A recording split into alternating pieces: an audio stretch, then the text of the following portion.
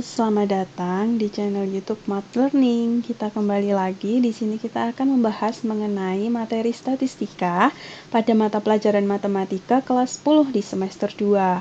Yaitu di sini yang kita akan fokuskan adalah pembahasan mengenai ukuran letak data. Nah, kemarin kalian sudah mempelajari mengenai ukuran pemusatan data, di mana ukuran pemusatan data itu ada 3 jenis, yaitu mean atau rata-rata, kemudian ada median, dan ada modus. Itu juga berlaku untuk data yang berbentuk tunggal dan data berkelompok.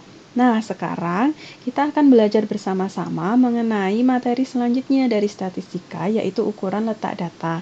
Di mana ukuran letak data itu nanti ada beberapa istilah, di antaranya adalah kuartil. Kuartil ini nanti ada 3 jenis, yaitu ada kuartil 1 atau biasa disebut dengan kuartil bawah. Nanti ada juga kuartil kedua, atau kuartil kedua ini juga disebut dengan kuartil tengah atau median. Kemudian kuartil 3 yang disebut juga dengan kuartil atas. Selain kuartil, nanti ada istilah-istilah seperti jangkauan, kemudian jangkauan antar kuartil atau hamparan. Kemudian nanti ada jangkauan semi kuartil, langkah, pagar dalam, dan pagar luar. Nah, istilah-istilah itu nanti akan sangat berguna ketika kita akan menyajikan sebuah data dalam bentuk diagram yang dinamakan box plot. Nah, selain nanti ada kuartil, di data kelompok pun juga akan kalian pelajari mengenai desil. Dan data yang tunggal pun juga akan bisa dipelajari mengenai desil. Tetapi pada pertemuan kali ini, pada video ini yang akan kita bahas adalah istilah-istilah dalam ukuran letak data pada data tunggal terlebih dahulu, seperti itu. Nah, kita lanjut ke materi yang pertama, yaitu statistik 5 serangkai. Apa itu statistik 5 serangkai? Nah, misalkan ada suatu data yang terdiri atas kumpulan nilai-nilai datum. Dari nilai-nilai tersebut terdapat 5 buah nilai yang merupakan hal penting untuk memberikan gambaran tentang kecenderungan pemusatan data. Nah, kelima buah nilai tersebut dinamakan statistik 5 serangkai, di mana statistik 5 serangkai itu digambarkan seperti ini. Nah, di sini ada simbol-simbol Q1, Q2, Q3, X-min, dan X-max. Apa itu? Nah, jadi Q1 itu merupakan simbol dari kuartil bawah atau kuartil pertama. Kemudian Q2 itu adalah simbol dari kuartil tengah atau kuartil kedua. Kuartil tengah ini juga bisa disebut sebagai median, di mana median sudah kalian pelajari sebelumnya pada ukuran pemusatan data. Kemudian ada Q3, di mana Q3 ini merupakan simbol dari kuartil atas atau kuartil ketiga. Nah, untuk X-min dan X-max ini sudah pernah kalian jumpai ya ketika di awal pembelajaran statistika, di mana X-min ini merupakan datum terkecil dari sebuah data. Sedangkan X-max itu merupakan datum yang nilainya terbesar dari sebuah data. Oke, kita lanjut ke materi selanjutnya, yaitu kuartil data tunggal. Nah, semisal ada sekelompok data, akan kita ketahui kuartilnya, data tersebut harus kita susun terlebih dahulu dalam urutan terkecil ke terbesar. Nah, kemudian data yang sudah urut tadi, kita lihat bagian tengahnya, atau data yang di tengah itu akan membagi data menjadi dua bagian yang sama banyak, disebut kuartil tengah atau kuartil 2 atau median. Jadi data yang berada di tengah tersebut tadi itu merupakan kuartil tengahnya. Kelompok-kelompok data tersebut dapat pula dibagi menjadi 4 kelompok data yang lebih kecil. Jadi, misal di situ saya gambarkan sebuah interval, di mana intervalnya itu terdapat sekumpulan data.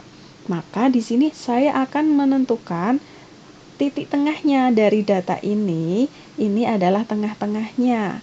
Nah, tengah-tengah di sini ini merupakan Q2-nya atau kuartil tengahnya. Nah, bisa kalian lihat kan Q2 di sini membagi dua data menjadi bagian yang sama besar. Ini data yang berada di sebelah kiri dan ini data yang berada di sebelah kanan. Nah, data yang berada di sebelah kiri itu bisa kita bagi lagi juga menjadi dua bagian yang sama besar. Nah, ini pembaginya disebut dengan Q1 atau kuartil pertama atau kuartil bawah. Sedangkan untuk data yang berada di sebelah kanan Q2 pun juga bisa kita bagi menjadi dua bagian yang sama besar. Nah, ini pembatasnya dinamakan Q3 atau kuartil ketiga atau kuartil atas. Nah, jadi kuartil di sini tujuannya untuk membagi data menjadi 4 bagian yang sama besar, seperti itu. Oke, kita lanjut ke contoh soal ya.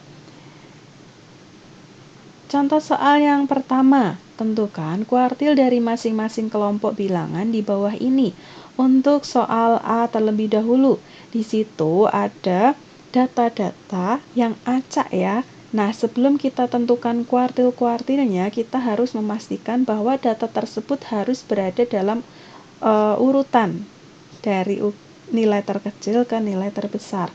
Nah, apakah soal A di sini datanya sudah urut? Sudah ya, jadi kita bisa langsung memakai data tersebut. Oke, soal A urutan datanya adalah 2, 3, 4, 6, 8, 9. Nah, untuk menentukan kuartil-kuartilnya, langkah pertamanya adalah kita tentukan kuartil tengahnya terlebih dahulu. Jadi, tengah-tengah dari datanya ini kan berjumlah 6 ya, genap. Jadi, tengah-tengahnya adalah ini. Nah, berada di tengah-tengah antara 4 dan 6. Sehingga kalau kita mau menentukan kuartil 2-nya, karena di situ berada di tengah-tengah data, maka caranya adalah kita jumlahkan data pada batas tersebut, yaitu 4 dan 6. Berarti 4 ditambah 6, kemudian kita bagi dengan 2. Berarti kita dapatkan 10/2 sama dengan 5. Jadi kuartil 2-nya adalah 5. Sekarang kita tentukan kuartil 1 dan kuartil 3-nya. Yang pertama adalah kuartil 1 terlebih dahulu.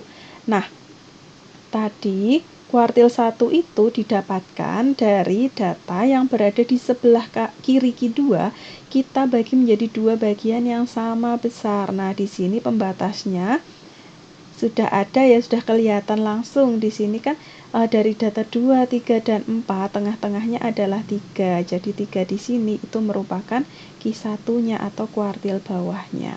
Seperti itu. Kemudian untuk Q3-nya itu adalah kita cari tengah-tengah dari data yang sudah dibagi dengan Q2 tadi yang berada di sebelah kanan. Jadi tengah-tengah dari data 6, 8, dan 9 itu adalah 8, sehingga 8 di sini merupakan Q3-nya. Seperti itu. Jadi sudah kita dapatkan nilai dari masing-masing kuartilnya, yaitu Q1-nya 3, Q2-nya 5, dan Q3-nya 8. Oke, apakah bisa dipahami? Jika sudah, kita lanjut ke soal yang B. Di situ juga sudah ada disediakan data. Kita lihat dulu apakah data tersebut sudah urut. Jika belum, harus kita urutkan terlebih dahulu dari nilai yang terkecil. Nilai yang terkecil adalah 2 ya di sini. 2, kemudian 3, kemudian 4, kemudian 6, 8, 9, dan 11. Oke, setelah itu kita tentukan Q2-nya. Kita cari dulu apakah data tersebut genap atau ganjil. Data yang ada adalah data ganjil ya, jadi tengah-tengahnya di sini sudah pasti ada nilainya nih. Coba tengah-tengahnya berarti ada pada data ke-4 ya. Data ke-4 ini membagi dua data menjadi bagian yang sama banyaknya, yaitu untuk bagian kiri kan ada 3, bagian kanan pun juga ada 3. Jadi Q2 itu ditempati oleh nilai 6. Nah, sekarang untuk Q1 yaitu data nilai tengah yang berada di sebelah kiri dari Q2-nya. Nah, ini tadi Q2-nya. Maka tengah-tengahnya ini ya, sebelah kiri itu 3. Jadi 3 itu merupakan Q1-nya. Sekarang Q3-nya. Q3-nya adalah kita cari nilai tengah dari data yang berada di sebelah kanan Q2. Ada 8, 9, dan 11. Maka tengah-tengahnya adalah 9. Jadi 9 ini merupakan Q3-nya. Nah, seperti itu. Sekarang kita lanjut ke C. Sama, harus kita urutkan dulu datanya dari yang terbesar ke terkecil. Coba dilihat pada soal, apakah sudah urut datanya? Ternyata sudah urut, jadi bisa langsung kita gunakan data tersebut ya. 2, 3, 4, 6, 8, 9, 11, dan 14. Kemudian kita urutkan data tersebut, itu berjumlah genap, ada 8 data. Otomatis tengah-tengah datanya itu ada di antara 6 dan 8. Nah, kita hitung dulu, berarti Q2-nya kita jumlahkan data yang berada dekat dengan batas tersebut, yaitu 6 dan 8. Jadi kita jumlahkan 6 tambah 8 dibagi 2. Sama dengan 8 ditambah 6, itu sama dengan 14. 14 dibagi 2 sama dengan 7. Berarti nilai Q2-nya itu adalah 7. Sekarang kita tentukan Q1-nya. Q1 itu nilai tengah yang berada di sebelah kiri Q2. Nah, di sini data-data yang berada di sebelah kiri Q2 itu ada 4 data. Otomatis tengah-tengahnya itu berada di sini ya. Antara 3 dan 4 itu Q1-nya. Jadi kita jumlahkan, sama caranya ketika kita mencari Q2, yaitu kita jumlahkan angka-angka yang dekat dengan batas. 3 dan 4 kita jumlahkan, kemudian dibagi 2. Hasilnya sama dengan 7 per 2. 7 per 2 itu sama dengan 3,5. Seperti itu. Kemudian untuk yang Q3 bagaimana?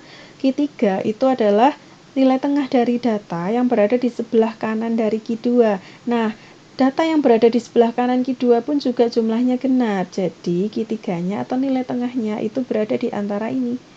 Nah, 9 dan 11. Jadi untuk mencari Q3-nya kita jumlahkan 9 dan 11. Kemudian kita bagi dengan 2.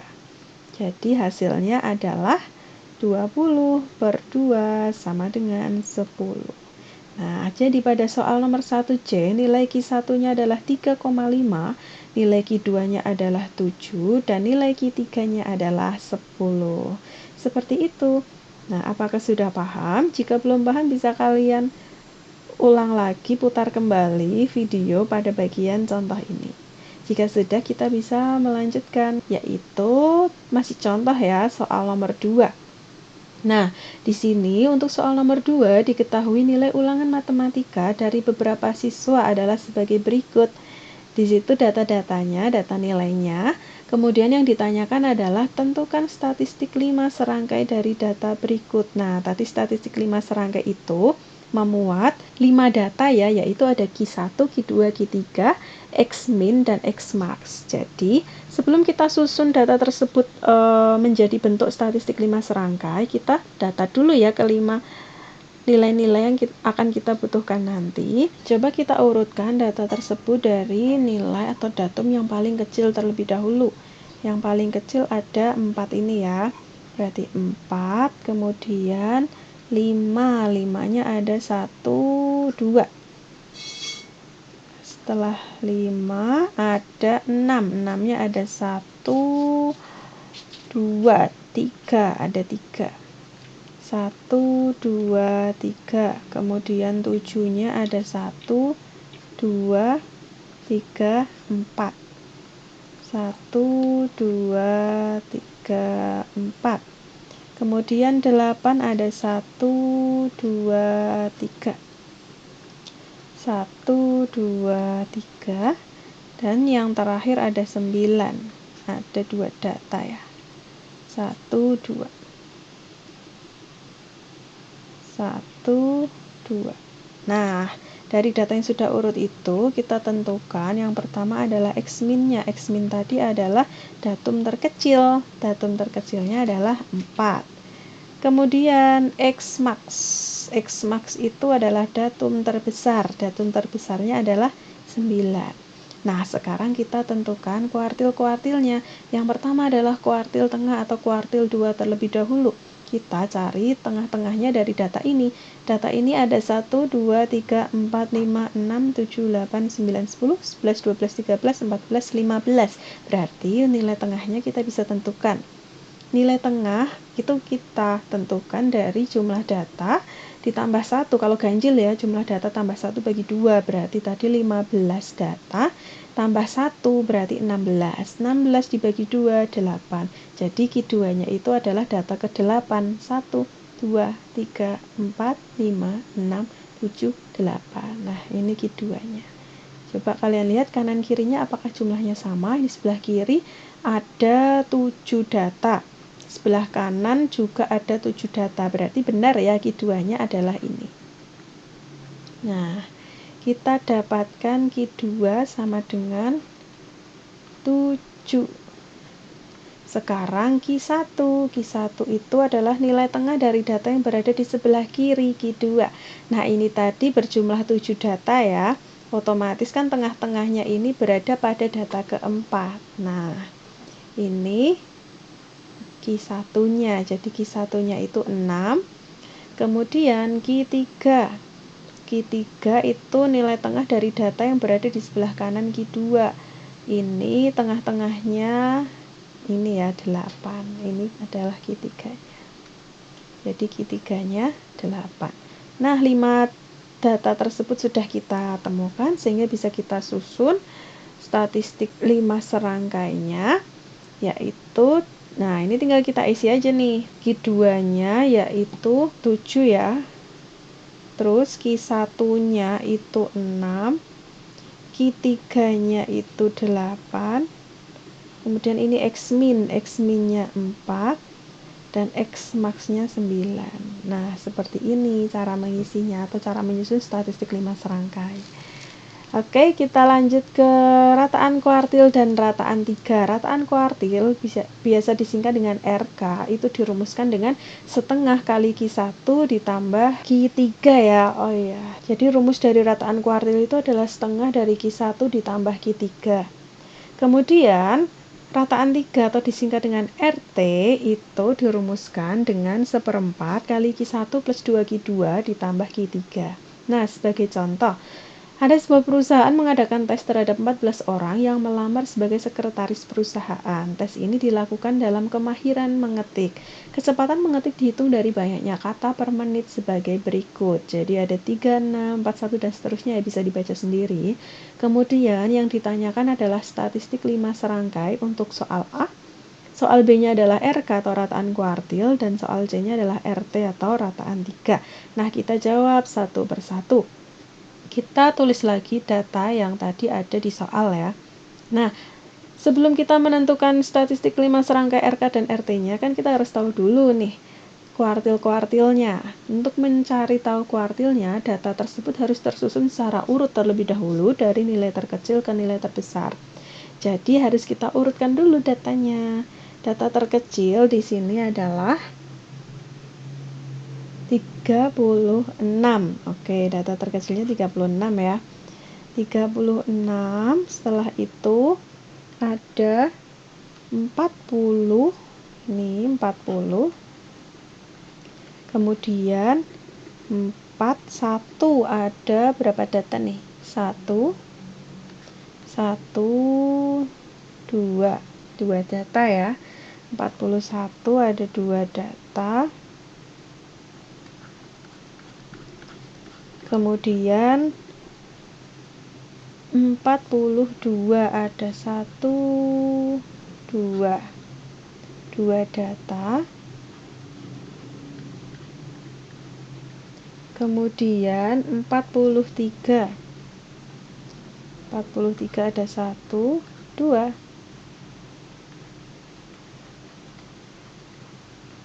Kemudian ada 45 ada 1 2 data juga. Kemudian ada 47. Kemudian 48. Terus 51 dan 58 ya. Oke, nah sekarang kita tentukan dulu X-min. X-min-nya itu adalah datum terkecil yaitu 36. Kemudian X max-nya data terbesar itu adalah 58. Jadi ini data terkecil, ini data terbesar. Kemudian kuartil-kuartilnya. Nah, kita cari dulu nih jumlah atau banyak datanya ada berapa? 1, 2, 3, 4, 5, 6, 7, 8, 9, 10, 11, 12, 13, 14 ya. Berarti kuartil 2-nya itu ada di data tengah-tengah data ke-7 dan data ke-8. 1, 2, 3, 4, 5, 6, 7. Berarti di sini di tengah-tengahnya data 43 dengan 43. Ini Q2-nya. Berarti kalau kita mau nyari Q2, kita jumlahkan dulu ya data yang berdekatan tersebut. 43 tambah 43, kemudian dibagi dengan 2, yaitu 86 bagi 2. Hasilnya sama dengan ya 43. Jadi kita dapatkan Q2-nya itu 43. Kemudian Q1-nya itu tengah-tengah dari data yang berada di sebelah kiri Q2. Di sini ada berapa nih datanya? 1, 2, 3, 4, 5, 6, 7. Berarti tengah-tengahnya itu ada di data ke-4. Nah, ini Q1-nya. Q1-nya itu 41. Kemudian Q3-nya itu tengah-tengah data di sebelah kanan Q2. Nah, tengah-tengahnya ada di sini ya. Ini Q3. Berapa? 47. 47. Nah, dari situ bisa kita susun nih statistik 5 serangkainya. Oh, nabrak ya. Saya pindah. Kita isi ya di sini Q2-nya itu ada 43, Q1-nya 41, Q3-nya 47, terus X min-nya ada 36, dan X max-nya 58. Nah, ini soal yang A. Kemudian soal yang B itu ditanyakan rataan kuartil, di mana RK itu dirumuskan dengan setengah dikali dengan Q1 ditambah Q3. Nah, kita sudah dapatkan Q1 dan Q3-nya, tinggal kita masukkan aja. Setengah Q1-nya tadi adalah 41 ditambah Q3-nya adalah 47.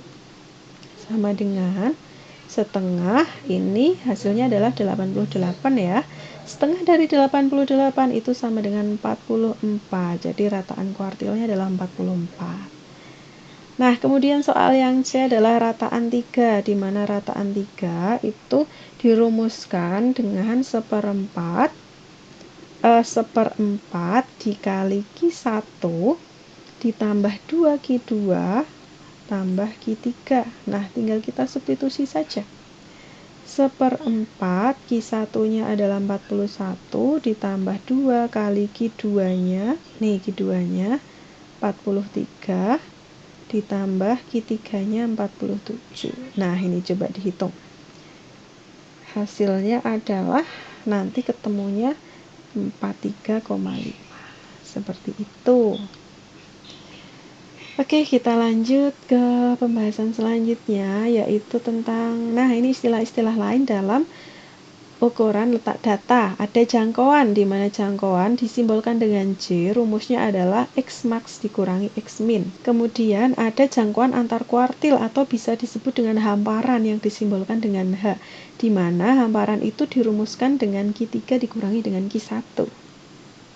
Kemudian ada yang namanya jangkauan semi antar kuartil atau disimbolkan dengan QD. Nah, rumusnya adalah setengah dari hamparan. Jadi QD itu setengah dari hamparan atau setengah dari Q3 dikurangi Q1.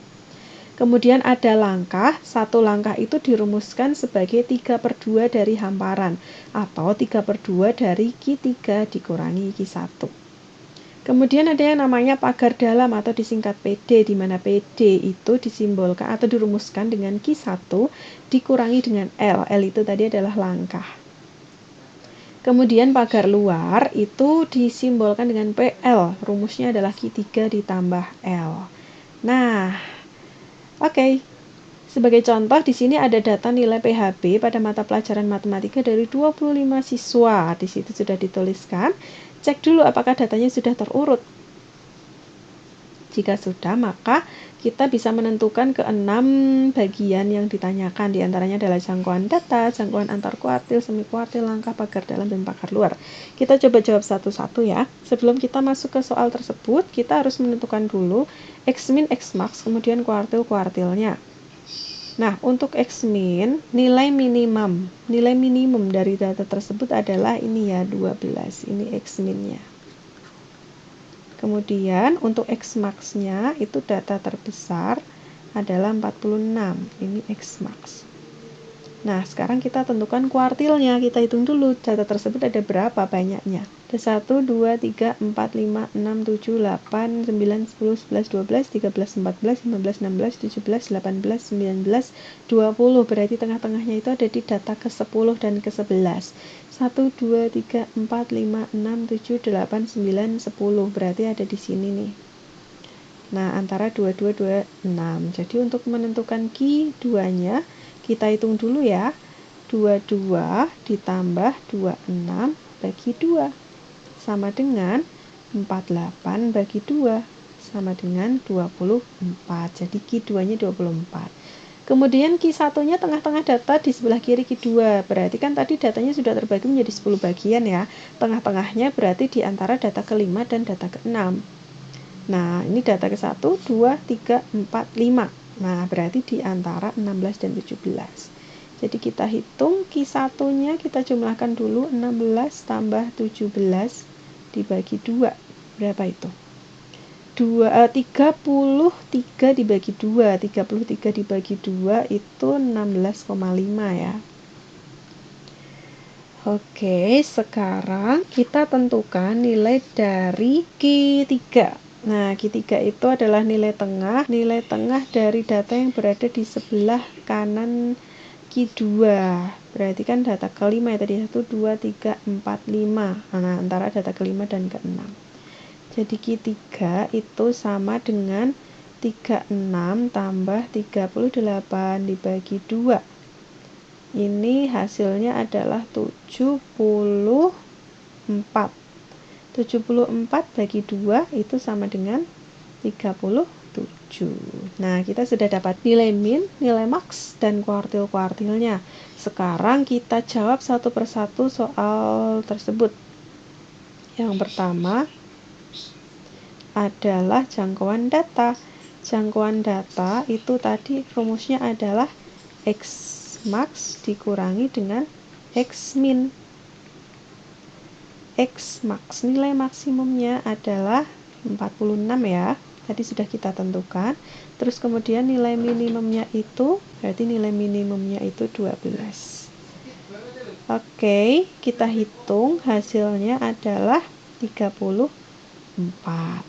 Kemudian yang B, jangkauan antar kuartil. Jangkauan antar kuartil itu dirumuskan dengan H sama dengan Q3 min Q1.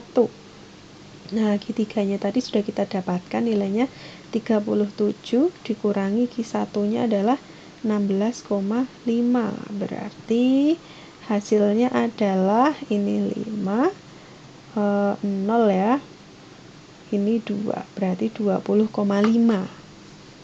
Kemudian yang C adalah jangkauan semi antar kuartil atau disimbolkan dengan Q-D, di mana Q-D itu rumusnya adalah setengah dari H.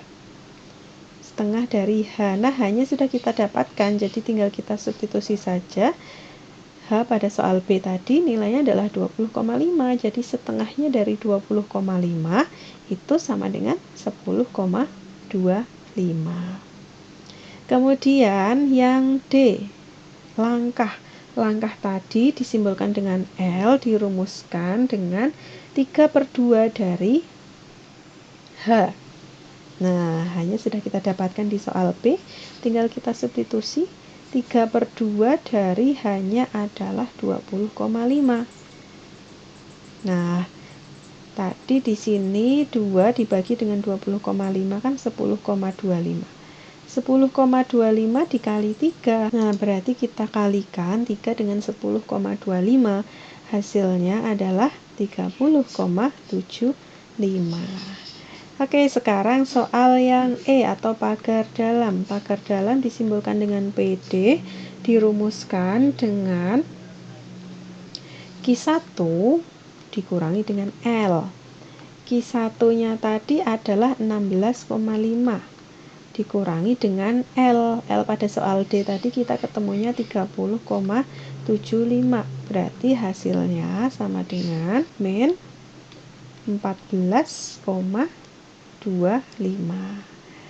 Oke, kemudian soal F ada pagar luar. Pagar luar dirumuskan dengan Q3 ditambah L.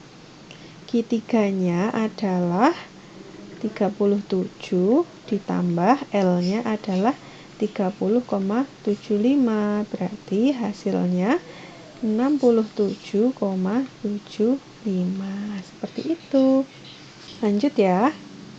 Nah, sekarang kita lanjut ke diagram kotak garis atau disebut juga dengan box plot. Jadi suatu data statistik yang telah diolah menjadi statistik 5 serangkai itu dapat disajikan dalam bentuk box plot.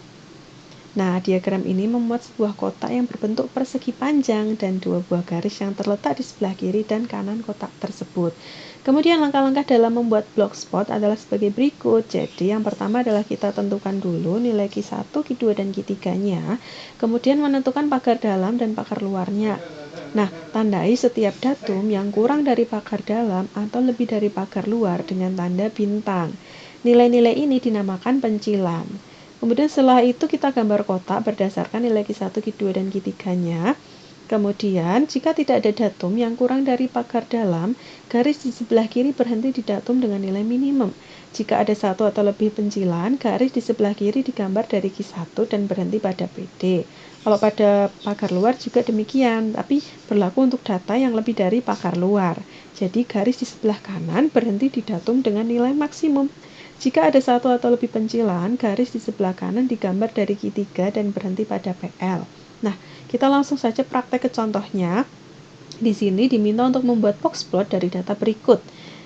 Nah, data tersebut kita tentukan dulu kan kuartil-kuartilnya, yaitu sebelumnya kita urutkan datanya terlebih dahulu.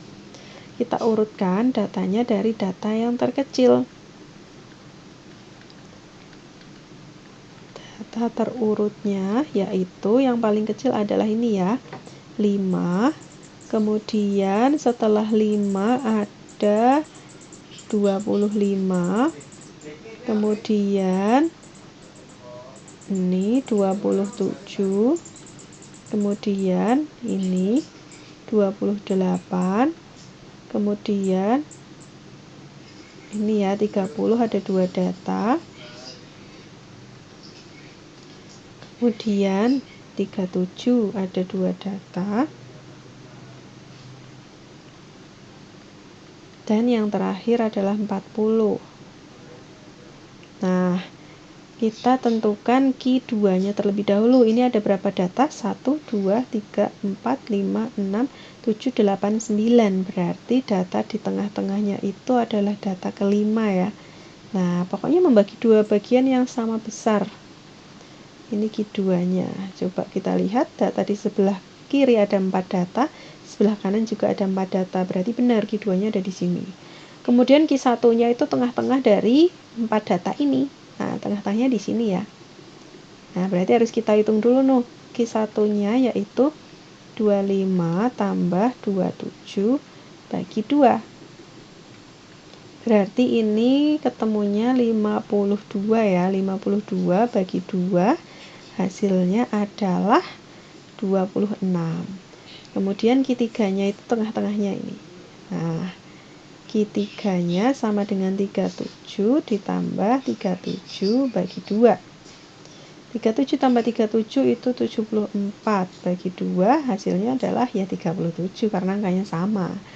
Oke, kuartil-kuartilnya sudah kita dapatkan. Sekarang langkah selanjutnya adalah kita cari dulu pagar dalam dan pagar luarnya. Pagar dalam tadi itu kan dirumuskan dengan Q1 dikurangi langkah ya. Berarti kita harus cari dulu nih langkahnya.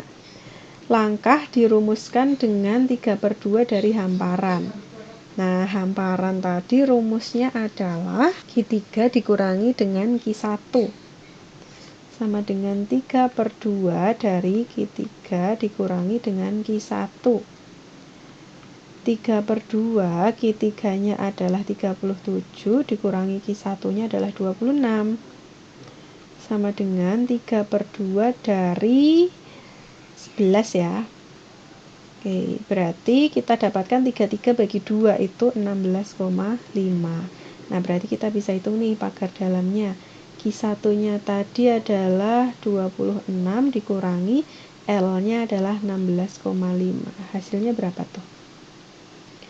Ini kan 5, terus 6 diambil 1, jadi 9,5 untuk pagar dalamnya. Kemudian untuk pagar luarnya, pagar luar tadi dirumuskan dengan Q3 ditambah L. Q3-nya adalah 37, berarti 37 ditambah L-nya 16,5. Berarti hasilnya adalah 53,5.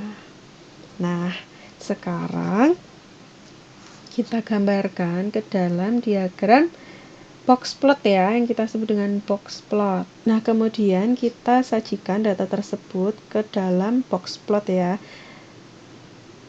Nah, di sini sudah saya sediakan garis bilangan. Nah, untuk menentukan atau menggambarkan box plot, kita tentukan dulu letak Q1, Q2, dan Q3-nya.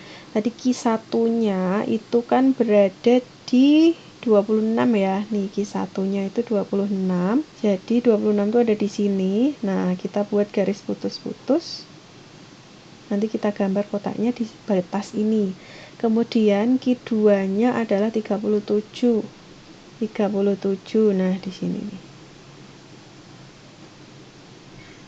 Kemudian Q3-nya ini Q3-nya 37, kemudian Q2-nya itu 30. Nah, ini harus lurus ya sebenarnya. Kemudian gambarnya itu menggunakan persegi panjang seperti ini. Jadi untuk batas paling kiri dari persegi panjangnya itu adalah Q1-nya. Kemudian di sini Q2-nya, ini kita tarik terus sampai atas ya. Nah, ini Q2-nya. Kemudian Q3-nya ini adalah batas paling kanan dari bentuk persegi panjangnya. Nah, kemudian tadi kan ada yang saya sebut garis ya, garis yang berada di sebelah kiri dan kanan persegi panjang tersebut. Nah, sejauh mana kita bisa gambarkan garisnya? Nah, kita tentukan dulu nih, kan kita tadi udah menentukan PD sama PL-nya. PD itu dari ini nih.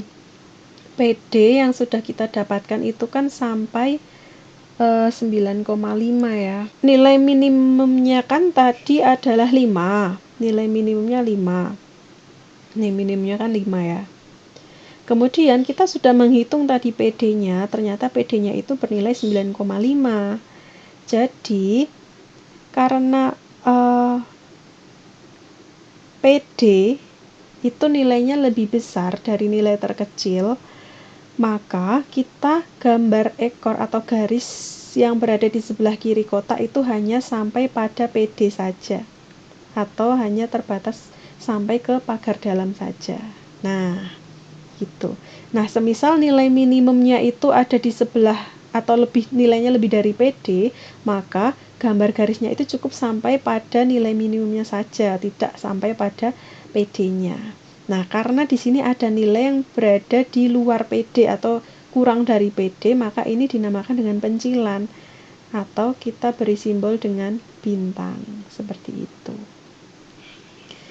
Kemudian untuk garis yang berada di sebelah kanan kotak itu kita tentukan tadi ya pagar luarnya. Pagar luarnya itu bernilai 53,5. Tetapi di sini nilai terbesarnya kan 40. Jadi garisnya cukup kita gambar sampai ke batas terbesarnya aja, nilai terbesarnya aja gitu. Jadi tidak sampai pagar luarnya. Seperti itu. Nah, itu adalah cara menggambarkan box plot dari sebuah data yang tersaji. Oke, semoga bisa kalian pahami ya. Untuk selanjutnya, coba kalian buka Schoology, kerjakan latihan soal yang ada pada Schoology. Silahkan bisa berdiskusi dengan teman, cukup mengerjakan di Schoology-nya aja, tidak perlu di buku ya. Nah, batas waktu pengerjaannya, soal saya buka mulai hari Senin, tanggal 27 Maret 2023 sampai pukul 23.59 waktu Indonesia Barat.